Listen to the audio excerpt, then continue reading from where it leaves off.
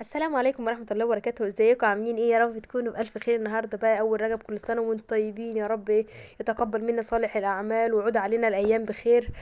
ده البرتقال بتاعي أنا جبته من السوق، كان رخيص جدا يا جماعة. الكيلو ونص ب10، يعني البرتقال الأيام دي رخيص تمام. وده الجزر أنا جبته وهو زي ما انتم شايفينه بغسله. أنا جايبة 10 كيلو برتقال، لكل كيلو برتقال ربع كيلو من الجزر تمام. هنا برتقال جزر انا غسلته كويس وقطعته حلقات زي ما انتوا شايفين، وكحته كده ايه الجلده الخفيفه اللي فوق دي عشان ايه بتسوده معايا بعد ما بيستوي تمام. هنا الجزر بتاعي كان خلاص قرب يدخل في السوا تمام زي ما انتوا شايفين كده. وهنا جبنا بقى الخلاط بتاعي ضربته كده ايه ضربه كويسه قوي نعمته. وده البرتقال بعد ما صفيته تماما وشلت منه اي حاجه فيه، زي ما انتوا شايفين ناعم وبيور وجميل جدا جدا جدا. ومش عايزه اقول القوام بتاعه تقيل جدا جدا لان ما عليهوش ميه نهائي تمام. ولا الجزر برضو عليه اي ميه نهائي لان ده هيبقى عصير مركز. هنا انا بوريكم الجزر في الخلاط وانا شغاله فيه تمام. وهنا بقى العصير انا كنت خلصت كله وبفضي عليه الجزر واحده واحده، يعني انا من مش شفشه بخلص واحده واحده. عايزه اقول لكم القوام تقيل جدا يا جماعه، ما بيتحركش غير لما انت تحركيه بايدك. شايفين عامل ازاي قدامكم؟ كل حاجه باين قدامكم لان ده هيبقى عصير مركز جدا جدا. انا بعد كده بعبيه في اكياس وبشيله في الفريزر، مثلا كل كيس فيه بيبقى حوالي نصه، بطلعه بملأ بيه شفشق كبير. يعني ده هينجز معاكي جدا جدا، خصوصا للناس اللي بتشتغل، الناس اللي ما عندهاش وقت، الناس اللي مش عارفه مثلا تعمل عصير، هي تروح تطلع من الفريزر على طول وتحطه بقى وتحط عليه ميه، وهيبقى معاها عصير جاهز على الشرب على طول. شايفين القوام بتاعه عامل ازاي؟ عايزه اقول لكم يا جماعه ان طعمه كان يجنن تمام.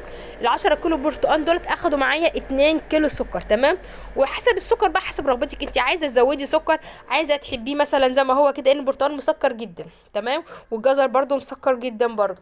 فانت بيبقى حسب رغبتك السكر ده، بتبقى عايزه تزودي عايزه تقللي النسبه زي ما انت عايزه. بس انا حاليا عملتهم ب2 كيلو سكر، ولو عايز مني سكر لما اجي اخففه الميه هزود تمام زي ما انتم شايفين كده. ومن احلى يا جماعه، احلى العصاير المفيده للجسم عصير البرتقال، من احلى العصاير يا جماعه اللي بعشقها صراحه.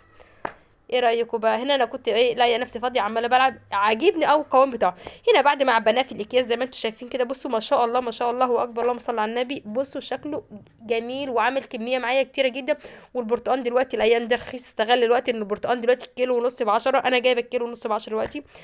والجزر الكيلو ب5، يعني هتحسبيها بصي بسم الله ما شاء الله عامل معاكي كميه. هنا بقى انا كنت ايه لازم اجرب بقى، هنا حطيت مكعبات من التلج.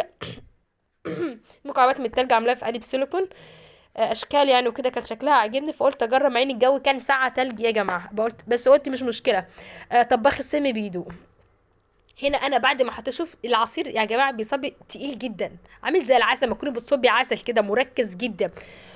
فلما جيت اشربه لقيته تقيل جدا، فزودته برضه، ما قدرتش اشربه لانه كان تقيل، زودته برضه وشربت ايه منه، وكان طعمه يجنن يجنن يجنن.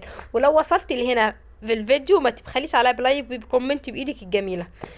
وايه رايكم بقى؟ وكل سنه وانتم طيبين، يا رب ينعاد علينا وعليكم الايام بخير واليمن والبركات، ويعود علينا رمضان اعوام اعوام اعوام اعوام. يلا باي باي.